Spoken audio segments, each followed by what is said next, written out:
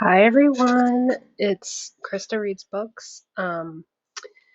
So this video I'm hoping won't be too crazy long, but I do have some stuff at the end I want to talk about. You'll notice I only read 6 books in June. It was very busy for me being Pride Month. I've been in a bit of a reading slump and just didn't have a lot of time to read or a lot of want or desire to read. So we'll kind of hit things as we go. So the first book I read in June was Of Iron and Gold. This is pretty much just smut. Like, let's be so real. It is Omega-verse women, uh, like male character, like lesbian, sapphic smut is what I'm looking for. Um, do check the trigger warnings if you want to read this, but Lexa Luthor writes a lot of sapphic smut novels, and it's honestly not that bad. So I think I rated this one like 3 stars, and I have the sequel to it on my Kobo already ready to go. One of the next books I read was Clara and the Devil. This is actually a graphic novel. I just really liked the art style. The story is kind of weird, but it's not. It's not bad. It's just kind of weird. It's very dark, obviously. Like you can tell that just from like get it on the camera here, just from flipping through. Like it's a pretty dark kind of novel, but it was very good, and I do really like the art style. And there is a second book for this as well that I will probably get and read because it's really short.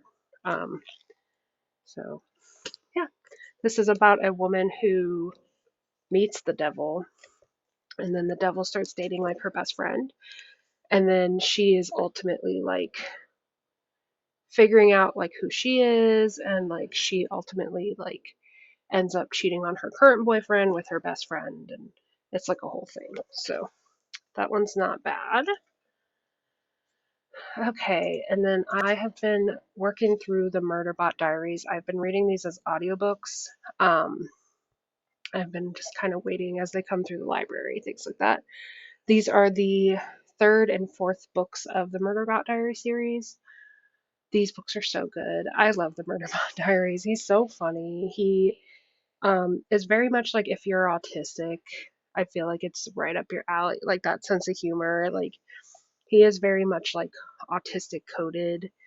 Um, and he's just so funny. Um, he yeah, I don't want to spoil, like there it's very spoilable, so I don't want to like spoil anything. But the crew that he works with in Rogue Protocol is so good. Like I love Mickey. Mickey was great. Um, and then yeah, I don't want to spoil anything, but read the series. They're all really short. I think the longest book in the series so far, audiobook wise, is like 6 hours long. So they're all really short. They're all really great. Like, highly recommend. Cannot get enough of them. They're funny. They're good reads. They're quick reads. I love the Murderbot Diaries. Okay, so the next set of books I read were weirdly enough two like murder novels. The first one was Creeping Hand Murder, and it's basically a you solve it yourself. We read this for book club. I'm going to be so honest. I did not like this book. Like, I finished it because I read it for book club, and I figured out a lot of what was going on, but I didn't figure out everything. And I just thought, like, I don't know. I was never meant to be a detective. Um, it's fine. Like, it's finishable, and it's like you can follow what's happening. But, so yeah, here's kind of like an example. They give you, like, some of the clues that you have like to solve it. They give you pictures, they give you interviews, and then when you finish it there's like this envelope and you can read through like what actually happened. So it's fine. I it's fine. Again, read it for book club.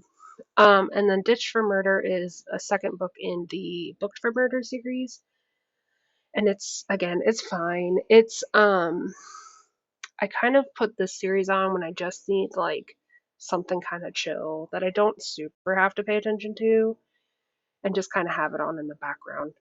So, so those are the 6 books I read. Again, I was in a bit of a little slump and I've been really busy. I have already read 3 books in July, so hopefully that number will go up in July. But again, we're fighting a book slump, so we'll see. But I really wanted to talk about was the Big Ohio BookCon. My family and I went to this uh, mid-June, I want to say, and I had 1, 2, 3, 4, 5, 6, 7, 8, 9, 10 books signed. I purchased 9 of those. Um, and I'll kind of talk about it. So up at the top, you see the stars are dying. That actually came in a date, like a blind date with a book. So it was wrapped, and I had a picture of this, but I didn't feel like uploading all of this. But basically, it was wrapped in this little paper bag that had like all the genre information on it. So this was Lost Memories, Star-Crossed Lovers, Villain Gets the Girl. And I actually like had started this book a while ago. I started the audiobook and I really didn't like it, so I'm hoping that if I want to try it again, maybe the physical book would be better because I really did not like the male narrator. But it also has like the sprayed edges. Um, so this was one of the books I got. Oh, I didn't know. There's cover art on this. I had no idea. Clearly, I didn't look at this book too hard. But yeah. So that one I got in a blind date with a book. It also came with a bookmark, another bookmark. Um, it came with this like from the library of TBR list kind of thing. So I already track all my TBR stuff. I actually want to do a video about my TBR journal, um, especially because we're 6 months into it, and I think it'd be really cool to kind of flip through it. So that was one of the books I got. And then The Song of Spells and Sorrow. This is the first book of a series. She was saying basically all of the characters will get their own books. All of the couples will get their own books. But it's like a fantasy. I think she said it was kind of like a D&D type fantasy, romanticy kind of thing. I did get it signed, as you can see in the picture there. But I'm really excited to read this one. This one's actually moved up into the top of my TBR. It's quite long, but just chatting with her, like she was super, super nice and very excited for this book. And she had talked about, I think she said that these were basically a special edition that were done like through a Kickstarter or something. So it was like kind of cool to just like talk to her. Another book I got is Maybe the Bird Will Rise. These are all like local authors too, like Ohio mostly. But this woman had eye issues, and so does my brother. And so she was one of the only people at the convention that had large print books. So my brother bought a copy because it was large print. It's probably not something he would be super into. I was at I'll talk about it later, but I was at the Beyond the Binaries talk while they were talking with this woman. So I went back and I started talking to her, and she remembered my brother, and she was super, super nice. So I decided to buy her book as well because she was very kind and very engaging and just like, you know. So she signed it. It says, Krista, welcome to the sheep farm. But I just thought, because her philosophy was like everyone should be able to read and access books.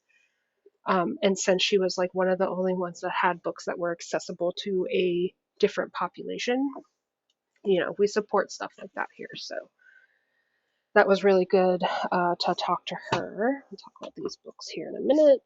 I have a whole stack of books to get through from June. All right, this one is A Crown of Luminaries. This is a dark sapphic romance novel, which you don't get a lot of. There are not many, and even the girl next to me, or the person I should say next to me, um, was telling, like, we want more of this. I do believe this is a duology, a completed duology. I only bought the first book because I was like running low on money at that point, and I also just wanted to like make sure I liked the book. I'm sure I will. And then she said she sells all her stuff on Amazon, but we were both very excited, me and the other person buying the book at the time. We're both very excited to see like a dark sapphic romance. I believe it's about vampires. Um, Maybe not. I can't remember fully what it's about, but check your trigger warnings before you engage with this book. And the author's name, I know it's kind of hard to read on the front cover, is her name is Kate Bader or Bader, Bader. Um, so yeah, this one was really cool. And then this was a local author. This is The Descended. This is about what happens if the apocalypse hits a random place in Ohio. Let me see. Yeah, embroiled in a heated argument, the couple was interrupted by a ferocious beast crash landing in Ohio, screeching and attempting to annihilate everyone around them, including Audrey's partner. So this was really cool. I love seeing like local stuff like that where it's like, what happens if it's some random shit in Ohio? Apocalypse starts in Ohio. Um, so Krista, enjoy the apocalypse is what she signed this one as. She was very, very nice. And again, this was a book convention held in Ohio. So a lot of the authors at this book convention were local authors. All right. So the other books that I engaged with, um, sorry, my arrow keys are not working, but y'all, some of you might have a keen eye. But I went to the Beyond the Binary talk that was held at this book convention. I got to sit in the front row. I was able to get tickets, even though all of these authors are pretty big name authors in the indie scene. Um, One of them probably stands out a little bit more than the others, but we'll talk about it. So all of these people on stage are authors. The person in the mask, E.M. Anderson, was moderating. And then I'll kind of show you all the books and the people that I talked to during this. But the talk was so cool. I was able to like write down quotes from it. It was a great time. All the authors were very engaging, funny, just like, and it was a Beyond the Binary talk. All of these authors are queer authors, and they talked a lot about like queer representation or like I think the one woman in the like patterned dress, she was saying that when she grew up that was not really like a thing, and then the author on the other end of my buddy TJ Klune, not my buddy, but my favorite author, he also said that when he was growing up in like the 80s and the 70s, that was just like not a thing. So anyways, let's get to it. Let's talk about it. Okay, so at the Beyond the Binary talk, as I said, there were 5 authors up on the stage.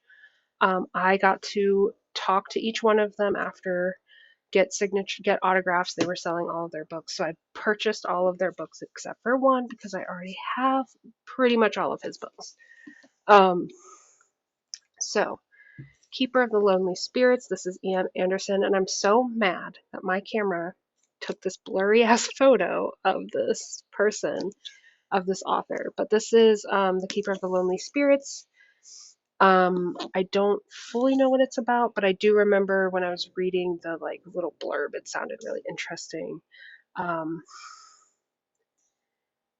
pretty sure E.M. Anderson doesn't write like, she writes queer characters, but it's not like romance novels. They're more like fantasy, like cozy fantasy kind of novels. So this one is pushed up. This one has been really pushed up to the top of my list. I've requested the audiobook from the library too, a couple times just to get it further on the list because I tend to read audiobooks faster than physical books. Um, and then And They Were Roommates by Paige Powers. Paige Powers, super, super kind. He is a trans author and he writes trans characters. Um, so I actually finished this book like 2 days ago. So this is, don't remember, this is Charlie, and this is, what is the other character's name? Jasper. And Charlie is trans, and Jasper knew Charlie before Charlie transitioned, and now they live together in an all-boys school. So this is a YA romance. Very good, very cute, quick read, easy read. I pretty much read it. I could have read it in one sitting, but I think I spent, I don't know, just like a couple nights reading it before bed. So if you just want something that's like kind of soft and like cozy, and this is a really cute book. And Paige definitely said it was based off The Vine, and they were roommates, so that's where he got his inspiration from. He's like, I'm a millennial, um, that's how that's where I get my inspiration from. And then I have At Her Service by Amy Spalding. Amy Spalding was the one in the like big patterned dress. She writes lesbian queer romance novels. That's what this is. You can see I've already started it. I got a little, it's not a bookmark, it's a tarot card. But the tarot card, and it's actually the moon, so I feel bad because it's a major arcana card. But this actually came with my blind date with the book. So I was using it as a bookmark for another book and then just threw it in this one when I was done. But yeah, I started At Her Service. I'll probably finish that this month. And then Andy Burke she writes a lot of she just writes queer romance in general. She doesn't really focus on a specific gender. But she writes a lot of, I think she writes a lot of I don't know if BL is the right phrase, but she writes a lot of gay characters. So she also got to sign it, but you'll see it's on a little plate, and that's because it was so busy after the talk and it was raining, so they were kind of they didn't say we couldn't get autographs, but they were kind of rushing us. So I wasn't able to get her autograph during the binary talk, but I was able to go afterwards and find her out. They have a general area where they could sit and sign. And I was able to get her signature after in the general signing area. And I felt really bad because I was there for 2 hours just waiting to get an autograph from TJ Klune, which I did. And I'm very glad I did because he had a general signing Sunday morning and we weren't coming Sunday, and I never would have gotten it. The line would have been so long. So I was so glad, and I was texting my family Krista, just go, this is who you came to see, this is why you came to this convention, just get his autograph, you will regret it if you don't. And I'm so glad they encouraged me to do that, because look at this. It finally stopped raining, so they ushered us back outside to get signatures from everybody, and I literally was I think there was 4 people behind me for TJ Klune's, because I was you know what? Instead of waiting in TJ Klune's long line, I'm gonna get everyone else's signatures while I wait. So this was the little card they gave us to make sure they spelled our names correctly, and then I have his signature. I have a picture with him. This sits on my I have a bookshelf, and one of the shelves is dedicated to all of his books, and this kind of sits displayed on top of that bookshelf. This is my favorite book by him. I love him so much. I just finished The Extraordinaries. I started it in July, so it'll go in the July review. But I just finished The Extraordinaries, and I'm reading the second book of that series, and I just love him. Okay. So I was really, really happy to get this autograph, to get some of these pictures. and I had a great time. We all had so much fun at this convention. It was only the second year they had done it, so there's definitely some kinks they could work out. But overall, especially for only having done this for 2 years and having a major author like TJ Klune, they had I can never remember her last name. Her first name is Shannon, and she wrote a stage set for villains, which I also read, and it's also very good. But they had like major authors like that in the indie scene, so they handled the crowds very well. They did run out. I was bummed. They ran out of shirts before I could get one, which is crazy because it was only Saturday. Like we hadn't, um, like they still had a whole day left of the convention and they were already out of shirts. So I'm hoping if we go again, I will be able to get a shirt next time. But it was so much fun. And my friend went with us. She bought 14 books, I think. But she also like got a lot. There was like an exchange table where you could like put books and exchange them. And she got a lot of books off of there for free. And then there was like a crow party where you could just like bring knickknacks and trade with people. So much fun. Highly recommend it. I've never been to a book convention before, but if you ever get to go, and yeah, here's the lanyard I was going to show everyone. But if you ever get to go, it was so much fun. This one was hosted by, I want to say it was, oh, here it is, Black Cat Books and Oddities. Um, it was so much fun.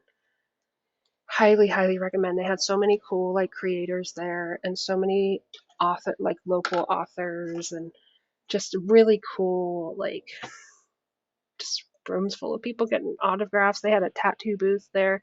Just so much fun. So yeah, and I just found out yesterday about the book crawl that they do every year in my area.